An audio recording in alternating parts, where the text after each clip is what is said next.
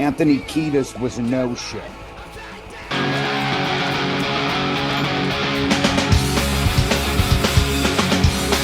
This is some of the goofiest stuff we've ever seen. He was stoked about that.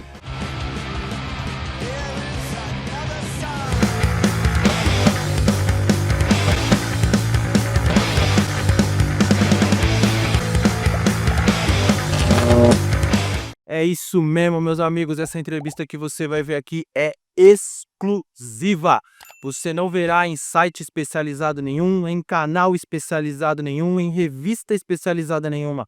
Somente aqui no canal Meu Vinil Perdido. E para situar você que está chegando agora, não sabe de quem eu estou falando, Keith Morris é nada mais nada menos do que o cofundador de duas das maiores e mais lendárias bandas do punk hardcore, o Black Flag e o Circle Jacks.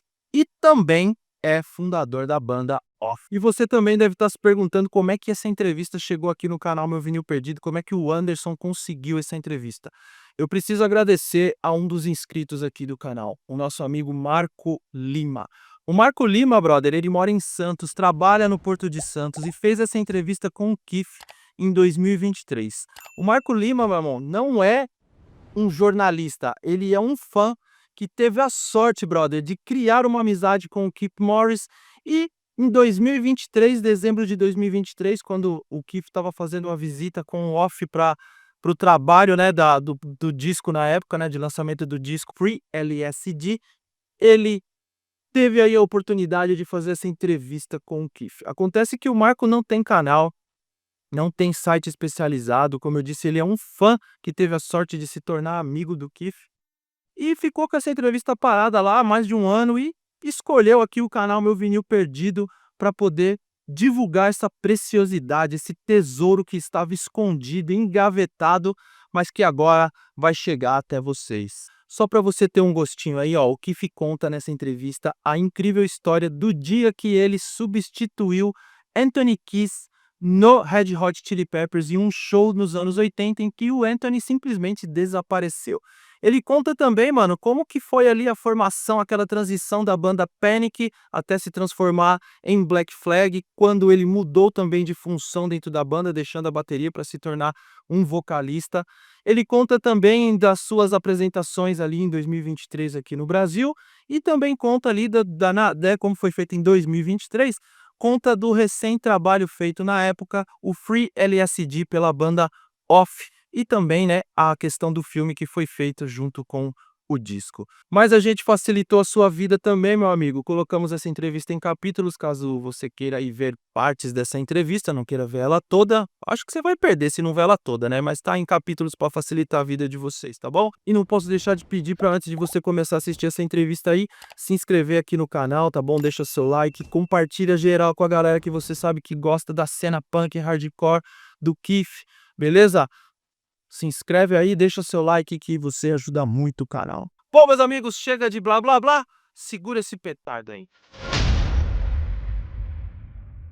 Hoje a gente vai ter uma exclusiva aí com o ícone do punk rock mundial, o Keith Morris, foi vocalista da banda Panic, do fim dos anos 70. E em 78 essa banda mudou o nome para Black Flag. Então oficialmente ele foi o primeiro vocalista da banda Black Flag. Em 79 ele saiu do Black Flag e montou uma banda chamada Circle Jerks, que é uma banda mega respeitada no circuito do punk rock mundial. E tudo isso aconteceu num cenário da Califórnia, em Los Angeles. E então, em 2010, ele montou outra banda chamada Off. Keith, beleza? Bom, Marco. Primeiramente, queria te agradecer por essa entrevista aí. Eu sei que teu tempo é bem curto, tá? Então, muito obrigado, tá? Valeu. Well, you're welcome. You're more than welcome. Thank you for your time. Keith, para começar, poderia contar, por favor, pra gente aquela história curiosa que aconteceu contigo quando tu substituiu o Anthony Kiedis na banda Red Hot Chilli Peppers, um show em Los Angeles aí nos anos 80? That happened at a place called the Olympic Auditorium. And the bill that night was suicidal tendencies, SSD from Boston, the Minutemen, the Red Hot Chili Peppers, and there was one other band, but I forget who they were. Anyways, what happened was Anthony Kiedis was a no-show. We'd heard that he had been arrested for jaywalking. He had an outstanding warrant for his arrest. So anyways, I'm backstage hanging out with Flea and Cliff Martinez, and everybody's like real jittery. Everybody's on edge because it's a really big show. There's like 3,000 people there, 3 or 4,000 people. There could have been more because the room holds 5,000 people. And suicidal tendencies at that time were really, they were really popular. Anyways, everybody's pacing around. They're wondering where Anthony is, why he hasn't bothered to contact anybody or call anybody. And about 10 minutes before they're supposed to go on stage, Flea comes up to me and asks me if I'll join him on stage. And I don't know any of their lyrics. And what happens, because I've done about $200 or $300 worth of cocaine, I'm completely out of my mind. I've been drinking all day, so I was a rubberhead. I was out of my mind. And so they broke into the first song. I started jumping around. I grabbed the mic. I started screaming and yelling. Like I said, I did not know any of their lyrics. So the line that I kept continually repeating all night was, "What you see is what you get." Now, the really cool part about all of this was the fact that Flea knew all of the lyrics. So Flea pretty much sang as much as he could. And I guess I was just there to jump around and look ridiculous and make them look cool or whatever it was. And we would later find out, I'm not going to tell you what happened to Anthony, but we would eventually find out what had happened to him. He'd fallen asleep on one of his friend's couches. Nossa, it's awesome. It's awesome story. Well, they were on their ascent, which meant they were starting to do this. They were starting to, become one of the biggest bands in the world. But this was they had just started to learn to walk. They hadn't started running yet. They were close to starting to be able to run, but they were walking really fast. Keith, conta pra nós a sua mudança de função ainda na banda Panic. Eu sei que o Greg Ginn, o guitarrista, te falou alguma coisa sobre você não ser mais o baterista, já que a princípio tu ia ser o baterista, né? E aí a função foi mudada assim. Como é que foi essa história? Conta pra nós. Well, we had a situation where Greg Ginn and I were just starting out, and we didn't know what we were going to do. And we had the conversation, we need to find a drummer. And I said, well, I know somebody that's got a drum kit for sale. I'll play drums. As it turns out, the drum kit was stolen from one of my friends by one of his friends, who was one of my friends, who was going to sell the drum kit to me for $300, which for a drum kit, that's pretty cheap. That's pretty inexpensive.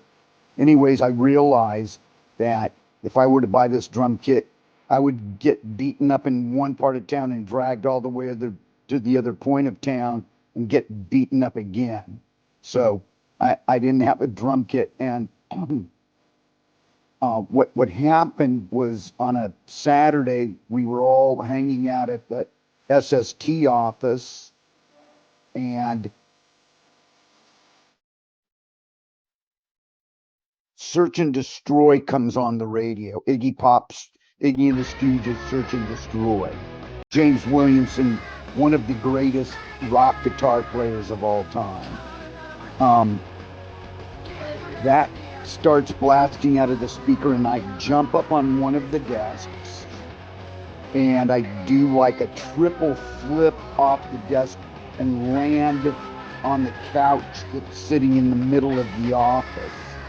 And then I jump up and leap off of one of the arms of the couch, and I'm flying through the air, and then I land on my face. Now, the entire time that I'm doing all of this acrobatic, gymnastic type stuff, I'm screaming my brains out. I'm screaming the lyrics. And I leap back up onto the arm of the couch and leap off again and land right on my face. And I pick myself up, and I'm dusting all of the dirt off of me, and the song ends, and then Greg Ginn is just, he's cracking up. All of the guys that are in the office are just, this is ridiculous. This is some of the goofiest stuff we've ever seen. And Greg Ginn looks at me and he said, "You're not playing drums in Black Flag, you're going to be the vocalist." Yeah. And that's how I got the job. This was the best choice. Well, you can compare me to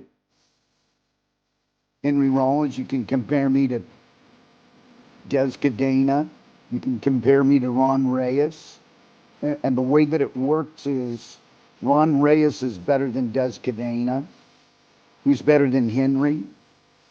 Who's better than I am, but I'm better than Ron, who's better than Henry, who's better than Des, and then Henry is better than Des, who's better than Ron, who's better than I am, but I'm better than Henry, who's better than Des and Ron. I don't know if you catch what I'm doing, but it's a play on words. It's a play on the scene. Each vocalist for Black Flag brought their own personality to the job.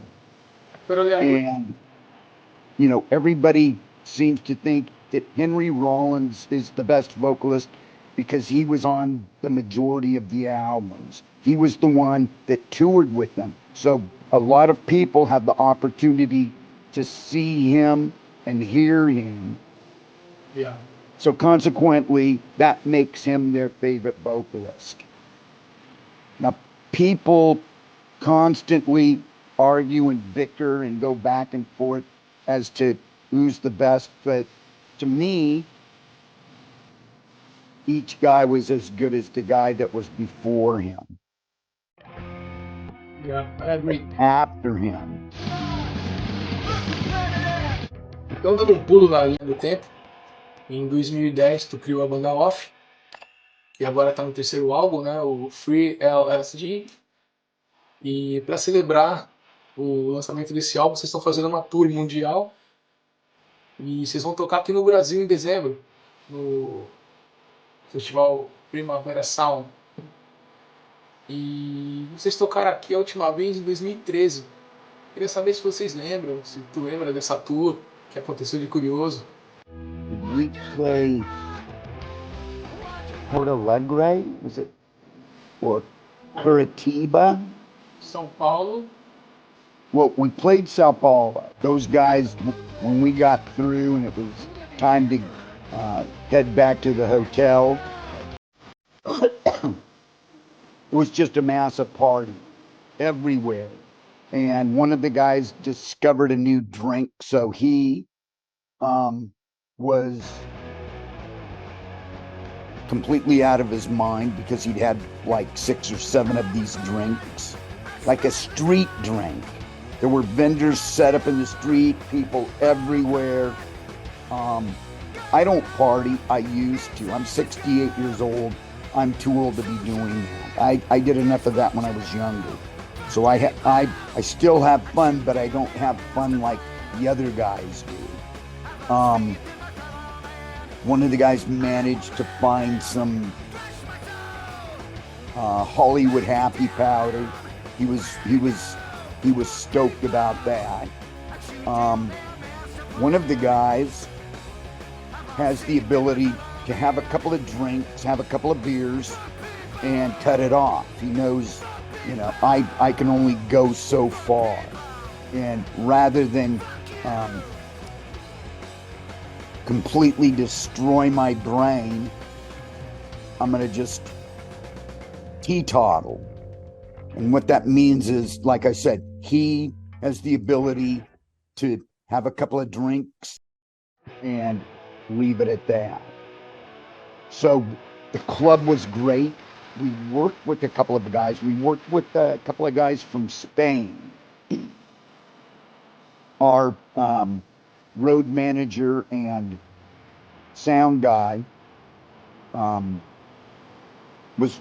they were both really great. One of the guys works with Primavera, who are putting on the big festival. So we're playing the big festival in Sao Paulo, Primavera.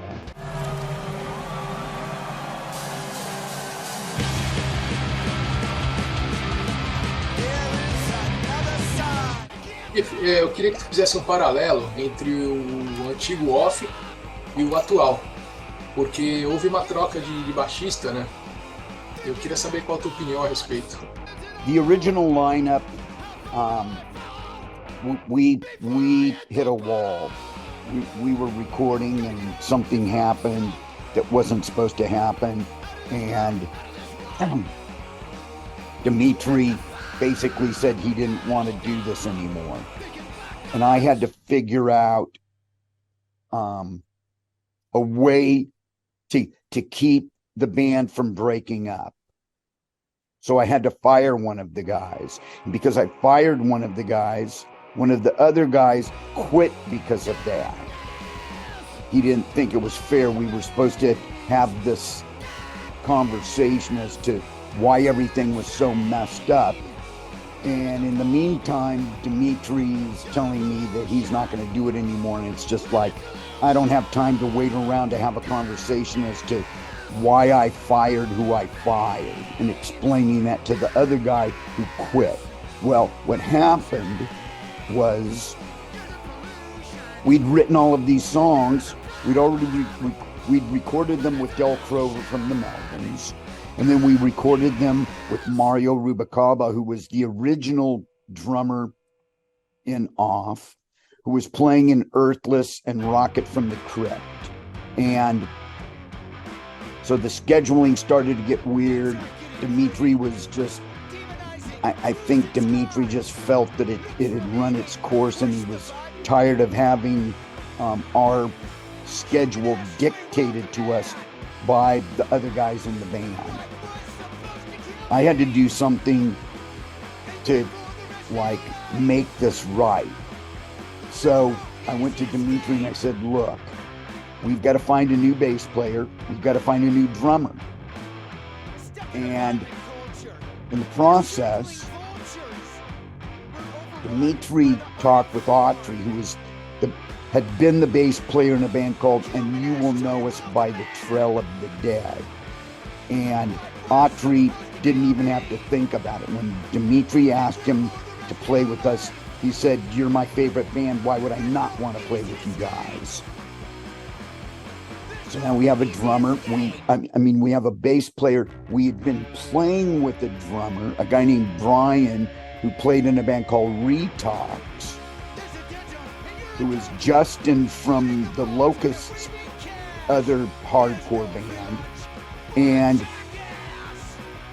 Brian, there was situation with Brian where he said a bunch of things that he shouldn't have said. And so it was like, we're glad that we had this happen now rather than a year down the road when we're on tour somewhere and we're finding out that he's got a really bad part of his personality that we would not want to deal with. So it was easier to deal with it before we had even recorded with the new lineup.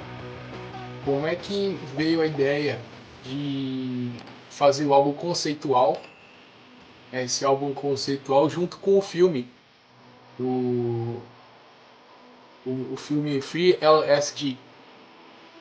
Well, the whole idea with this newest project was that we needed to do something different because we, being in a punk rock hardcore band, after a while, it's almost like you're playing the same thing over and over and over again. It seemed like we were dealing in black and white. If you look at the album covers, the first 3 recordings, the artwork on the album covers is black and white. We were hanging out with Raymond Pettibone, who has done the artwork for our jackets, and noticed that he was, at the time, working with color, working with watercolors. So we thought, you know what, we are going to try to make a more colorful record rather than just everything being in black and white, everything just being, well, this is hardcore and this is what we do and this is the way that it is, and we don't know any better, and we don't know how to make a detour. We don't know, we're on this one-way street. We don't know to make a left or a right, to go here or there. So Dimitri and I made a conscious effort to move out of the box that we were in. Dimitri was listening to, he's always listened to industrial music, so you hear bits and pieces of industrial music, like in the breaks between songs.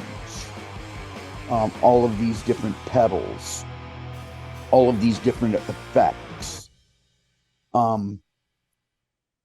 Dimitri's having me listen to industrial bands who I have a couple of their records. It's just, I don't sit around listening to it. I might pull it out once a year, once every couple of years.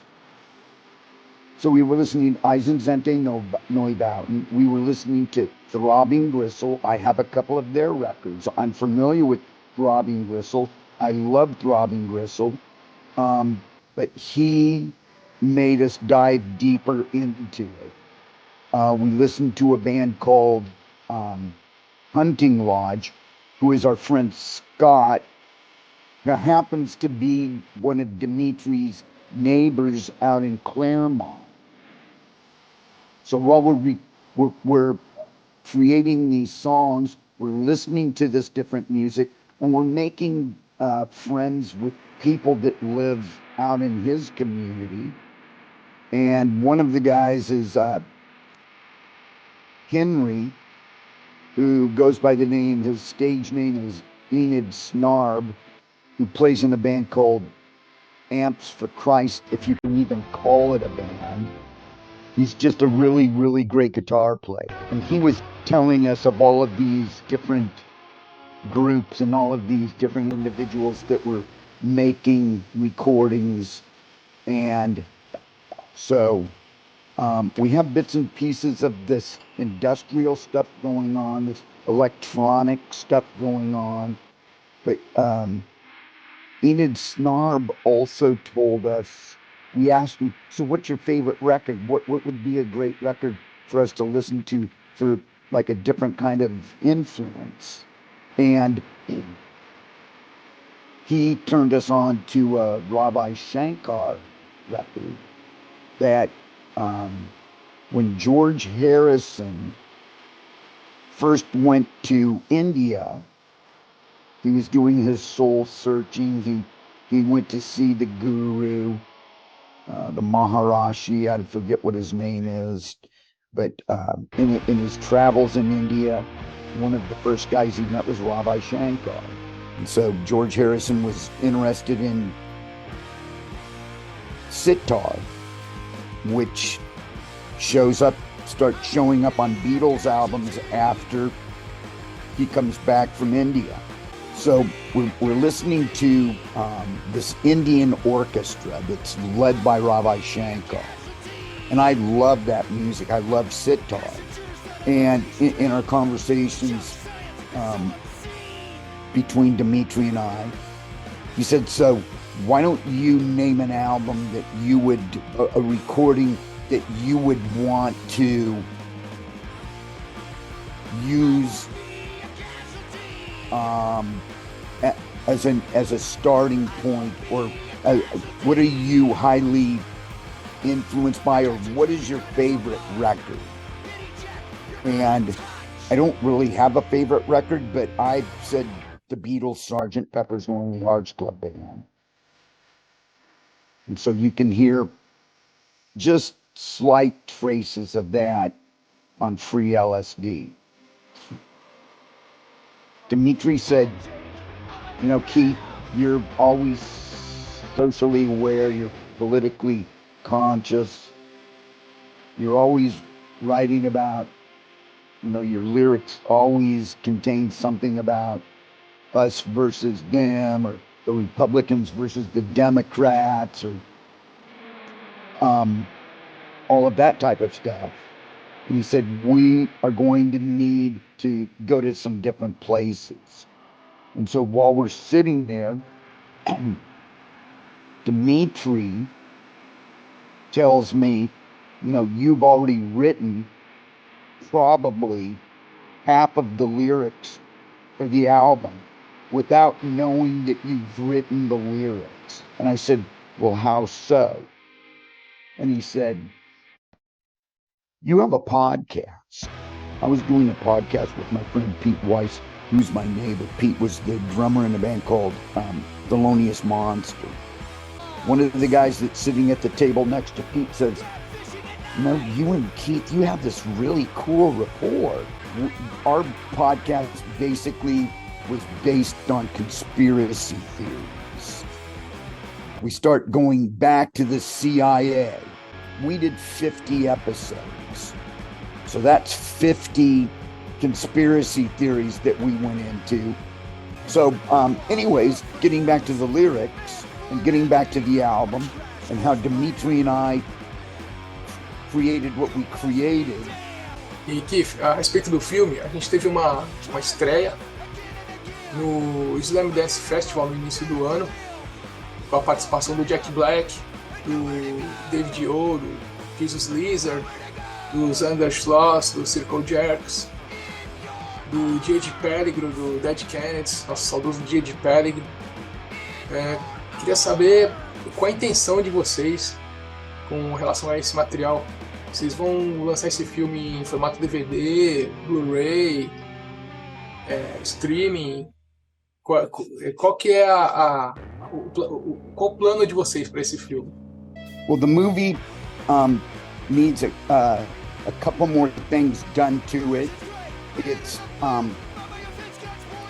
there's a 7.5 minute cut that they make for distributors and people at movie companies, because a lot of these people don't have time to watch an entire movie, which that's kind of crazy because they're in the movie business. But that's showbiz, so I can't speak for them. But basically, the cut shows the entire movie, just like like some of the best parts of the movie.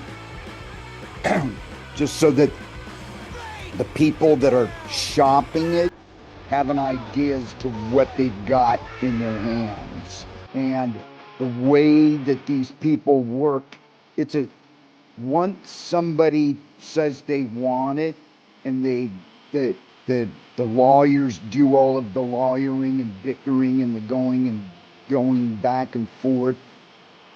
It normally, once the paper's signed, it takes 6 months for the movie to, whatever's going to happen with it to happen. If it's going to go to Netflix, if it's going to go to Hulu, if it's going to go to Showtime, if it's going to go to HBO, if it's going to go to Prime, if it's going to get picked up by a major motion picture company and they're going to put it out in movie theaters. It all remains to be seen. It's pretty much out of our hands. Deixa uma mensagem aí pros fãs do Brasil aí. Have fun. Be good. Think about what you're doing. It's okay to go out and do some ridiculous things. It's okay to go out and do a few stupid things, but learn from all of it and just progress as a person. Lighten up. Don't freak out. Papi, aqui, muito obrigado por essa entrevista. Eu sou muito grato pelo seu tempo. Sei que o seu tempo é muito curto, tá? Então, muito obrigado. E um abraço, meu amigo. You're welcome. You're welcome, Marco. Thank you. See you here in Brazil. Right on. E aí, meu irmão, valeu ou não valeu a pena? Fala pra mim, cara, que presentaço, né, mano? Pô, Keith Morris aqui no canal Meu Vinil Perdido. Ó, pessoal, muitíssimo obrigado. Marco, mais uma vez eu não tenho palavras pra te agradecer por esse presente, por ter escolhido esse canal pra poder divulgar esse material que é tão caro pra você, cara, tão precioso, tão especial pra você. Espero que a gente tenha feito jus à confiança que você teve aí com a gente, tá bom? Muito obrigado mais uma vez, obrigado a todos vocês e lembrem-se, tenha sempre uma música no coração. Paz!